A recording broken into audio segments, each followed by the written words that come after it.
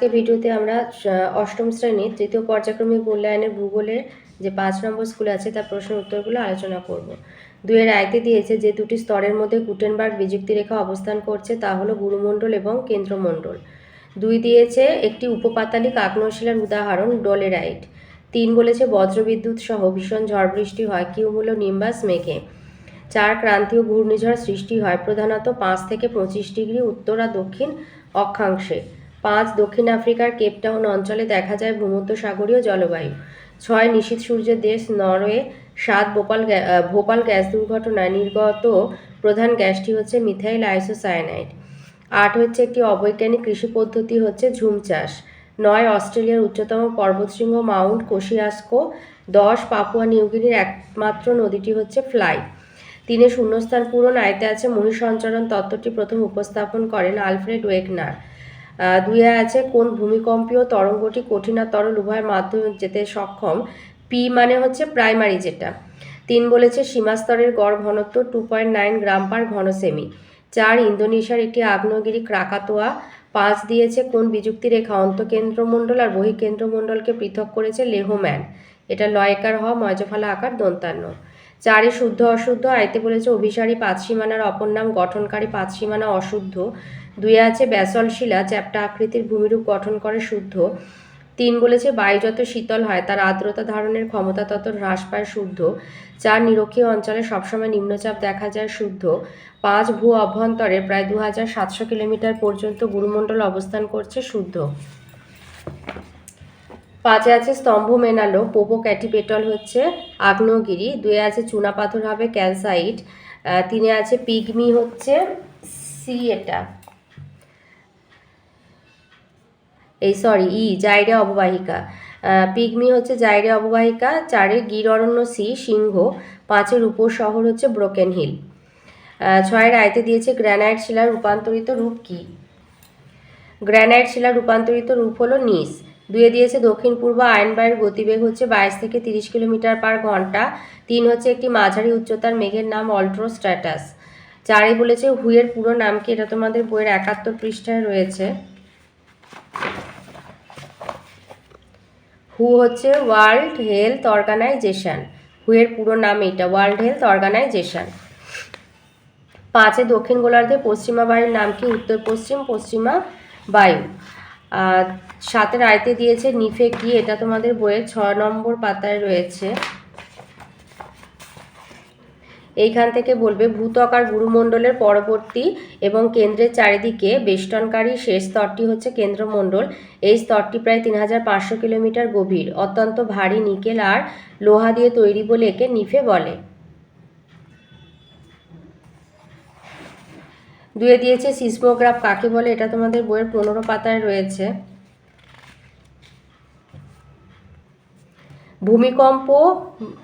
ভূমিকম্প লিখো যন্ত্রে মাপা হয়, তাহলে ভূমিকম্প মাপার যে যন্ত্র তাকে বলা হয় সিসমোগ্রাফ, বা ভূমিকম্প লিখো যন্ত্রের নাম হচ্ছে সিসমোগ্রাফ। 3 বলেছে জীবাশ্মের সংজ্ঞা দাও, এটা আছে তোমাদের 22 পাতায়।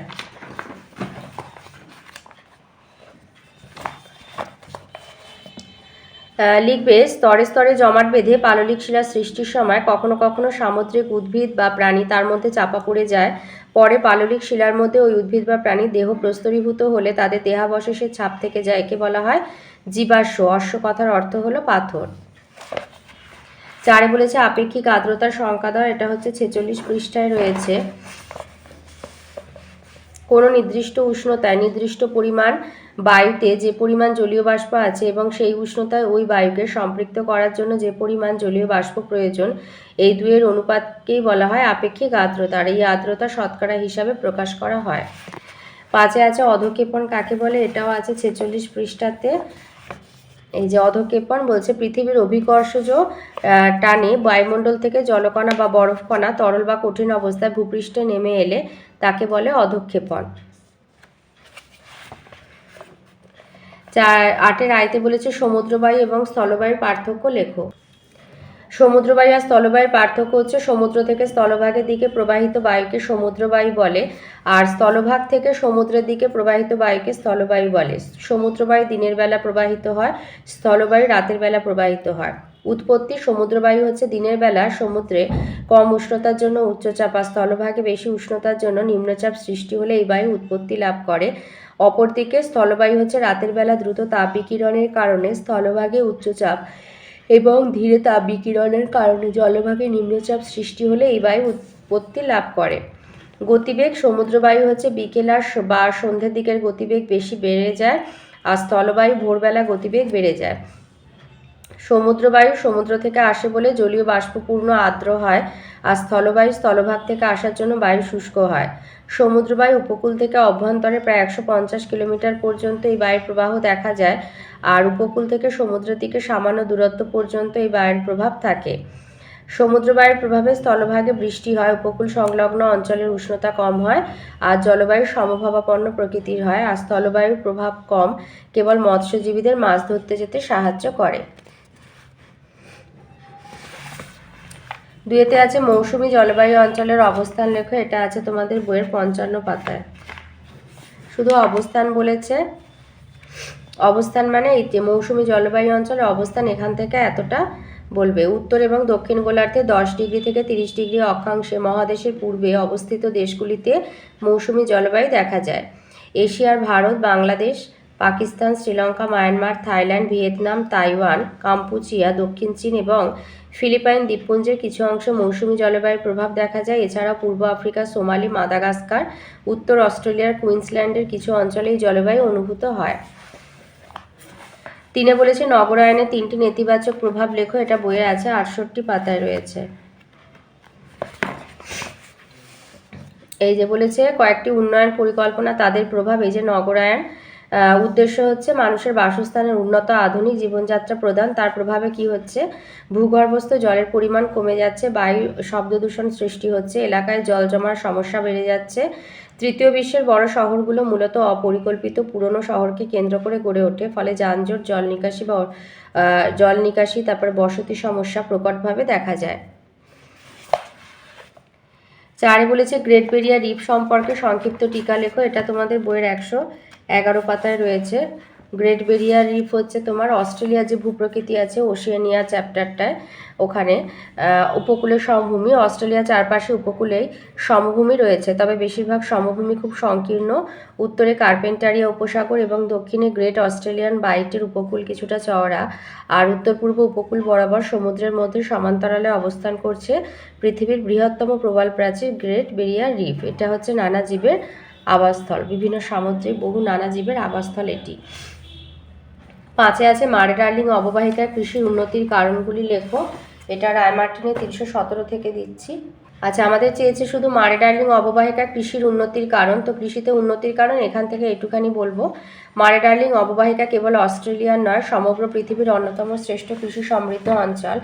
এখানকার কৃষিতে উন্নতির কারণ হচ্ছে 1 হলো দিগন্ত বিস্তৃত সমতল ভূমি, 2 নদী গঠিত উর্বর পল্লল মৃত্তিকা, 3 নাতিশীতোষ্ণ জলবায়ু, 4 পরিমিত বৃষ্টিপাত, 5 জলসেচের ব্যাপক সুবিধা নদী খাল আর্টিজিও কূপের মাধ্যমে, 6 উন্নত কৃষি যন্ত্রপাতির ব্যবহার, 7 উন্নত প্রজাতির বীজ, 8 হচ্ছে পর্যাপ্ত আর উৎকৃষ্ট রাসায়নিক সার ও কীটনাশক, 9 অত্যাধুনিক কৃষি প্রযুক্তি বা কৃষি বিজ্ঞান, আর 10 হচ্ছে বিদেশে মানে যেমন ইউরোপ এবং এশিয়ায় কৃষিজ ফসল রপ্তানির সুবিধা প্রভৃতি কারণে মারে ডার্লিং অববাহিকা কৃষিতে উন্নত। 9 রায়তে দিয়েছে অস্ট্রেলিয়া 4টি ভূপ্রাকৃতিক বিভাগের নাম লেখো আর মধ্যভাগের সমভূমির প্রকৃতির বর্ণনা দাও। এটা তোমাদের বইয়ের 110 আর 111 পৃষ্ঠায় রয়েছে। তোমার অস্ট্রেলিয়ার বলেছে 4টি ভূপ্রাকৃতিক বিভাগের নাম। তাহলে ভূপ্রাকৃতিক বৈশিষ্ট্য অনুসারে অস্ট্রেলিয়াকে 4টি ভাগে বা অঞ্চলে ভাগ করা যায়। একটা হচ্ছে পূর্বের উচ্চভূমি, পশ্চিমের মালভূমি, পূর্বের উচ্চভূমি, 2 পশ্চিমের মালভূমি, 3 হচ্ছে মধ্যভাগের সমভূমি আর 4 হলো উপকূলের সমভূমি।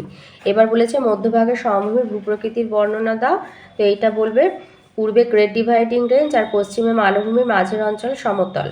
গ্রে আর সেলউইন নামে 2টি উচ্চভূমি এই সমতল ভূমিকে 3 ভাগে ভাগ করেছে। দক্ষিণে রয়েছে মারে ডার্লিং নদীর অববাহিকা বা রিভোরিনা সমভূমি, মাঝে আয়ার হ্রদের অববাহিকার, উত্তরে কার্পেন্টারিয়া নিম্নভূমি। কার্পেন্টারিয়া নিম্নভূমি অঞ্চলে শিলাস্তরের আকৃতি এমনই যেন গামলার মতো, এখানে কূপ খুঁড়লে মাটির নিচের জল পাম্পের সাহায্য ছাড়াই বেরিয়ে আসে, এই ধরনের কূপকে আর্টিজিও কূপ বলে। নয়ের দুইতে দিয়েছে পরিবেশের অবনমন কি আর পরিবেশের অবনমনের কারণগুলি বর্ণনা করো। এটা তোমাদের বইয়ের 67-68 পৃষ্ঠায় রয়েছে। এই যে 67 বলেছে পরিবেশের অবনমন কি। এই যে পরিবেশের অবনমন কি এটা বলবে। পরিবেশের অবনমন হলো পরিবেশের গুণমান হ্রাস পাওয়া।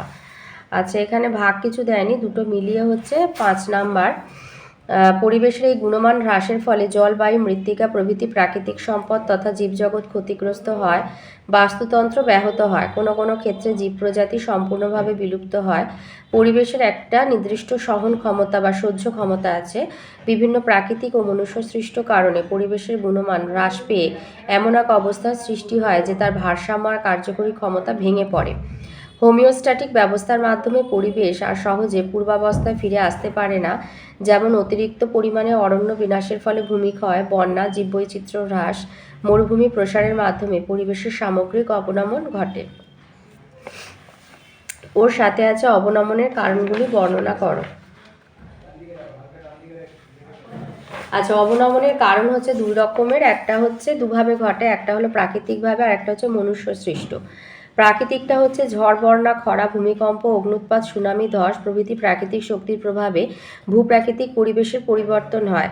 একই সঙ্গে প্রাকৃতিক পরিবেশের অবনমন ঘটে, যার প্রভাবে মানুষ তথা বিভিন্ন প্রাণী, উদ্ভিদ, আনুবীক্ষণিক জীবের স্বাভাবিক জীবনচক্র ব্যাহত হয়, ভূপৃষ্ঠের গঠন পরিবর্তিত হয়, রাস্তাঘাট, বাড়িঘর, সম্পত্তি ধ্বংস হয়, জীবনহানি ঘটে, জীববৈচিত্র্য আংশিক বা সম্পূর্ণভাবে বিনষ্ট হয়। দুই হচ্ছে মনুষ্য সৃষ্ট। আধুনিক কৃষি, শিল্প, পরিবহন, নানান উন্নয়ন কার্যকলাপ পরিবেশের স্বাভাবিক চক্রকে ব্যাহত করে। অবৈজ্ঞানিক কৃষি উৎপাদন, শিল্পবর্জ্য, অপরিকল্পিত নগরায়ন নদীর স্বাভাবিক গতি রোধ করে জলাধার নির্মাণ, বৃক্ষচ্ছেদন পরিবেশের নানান সমস্যার সৃষ্টি করে আর অবনমন ঘটায়। ধস, বন্যা, ভূমিকম্প, খরা প্রভৃতি প্রাকৃতিক বিপর্যয়ও আজ মানুষের কার্যকলাপের ফলে ঘটছে। দুয়ে দিয়েছে নিরক্ষীয় জলবায়ু অঞ্চলের বৈশিষ্ট্যগুলি লেখো। এটা আছে তোমাদের 52 পাতায়।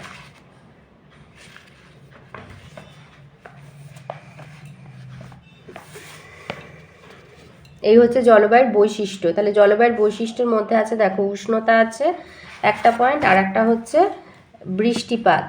তাহলে জলবায়ুর বৈশিষ্ট্য তোমার উষ্ণতা, বৃষ্টিপাত দুটোই বলতে হবে। তাহলে উষ্ণতা হচ্ছে নিরক্ষীয় জলবায়ু অঞ্চলে সারা বছর সূর্যরশ্মি লম্বভাবে পড়ে, ফলে উষ্ণতা সবসময় বেশি। বার্ষিক গড় উষ্ণতা 27 ডিগ্রি সেলসিয়াস। বার্ষিক উষ্ণতা থাকে 25 ডিগ্রি সেলসিয়াস থেকে 30 ডিগ্রি সেলসিয়াস। বার্ষিক উষ্ণতার প্রসার হয় মাত্র 2 ডিগ্রি সেলসিয়াস থেকে 3 ডিগ্রি সেলসিয়াস। সেই সঙ্গে বাতাসে আর্দ্রতাও বেশি থাকে। তবে রাতে উষ্ণতা বেশ কমে যায়, 25 ডিগ্রি সেলসিয়াস হয়ে যায়। তাই নিরক্ষীয় অঞ্চলে রাত্রি ক্রান্তীয় শীতকাল নামে পরিচিত। সারা বছর ধরে দিন ও রাতের পরিমাণ প্রায় সমান থাকে 12 ঘন্টা, মানে দিনও 12 ঘন্টা, রাতও 12 ঘন্টা। এত কম বার্ষিক উষ্ণতার প্রসার পৃথিবীর কোনো জলবায়ু অঞ্চলে দেখা যায় না। ওর সাথে বৃষ্টিপাতটাও বলে দেবে। সারা বছর বেশি উষ্ণতার কারণে এই অঞ্চলে গভীর নিম্নচাপ অবস্থান করে। এই অঞ্চলে স্থলভাগের থেকে জলভাগের পরিমাণ বেশি হওয়ায় প্রচুর জলীয় বাষ্প বাতাসে মিশে এই উষ্ণ আর্দ্র বাতাস ঊর্ধ্বাকাশে উঠে শীতল ও ঘনীভূত হয়ে পরিচলন প্রক্রিয়া প্রচুর বৃষ্টিপাত ঘটায়। বার্ষিক 200 থেকে 250 সেমি।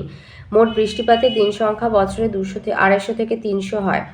প্রায় প্রতিদিন সকালে আকাশ পরিষ্কার থাকে, বিকেলের দিকে 3-4টের সময় ঘন কিউমুলোনিম্বাস মেঘে আকাশ ঢেকে যায়, বজ্রবিদ্যুৎ সহ প্রবল ঝড় বৃষ্টি হয়, তাই একে 4 o'clock রেন বলে। আবার রাত্রিবেলা আকাশ মেঘমুক্ত হয়ে তাপমাত্রা কিছুটা কমে যায়। এই জলবায়ু অঞ্চল নিরক্ষীয় নিম্নচাপ বলয় অর্থাৎ আন্তঃক্রান্তীয় অভিসরণ অঞ্চল বা আইটিসিজের দ্বারা প্রভাবিত। 4 দিয়েছে তুন্দ্রা জলবায়ু অঞ্চলের অধিবাসীদের আর্থসামাজিক পরিবেশ ও জীবনশৈলীর ব্যাখ্যা দাও। এটা আছে তোমাদের 62 পাতায়।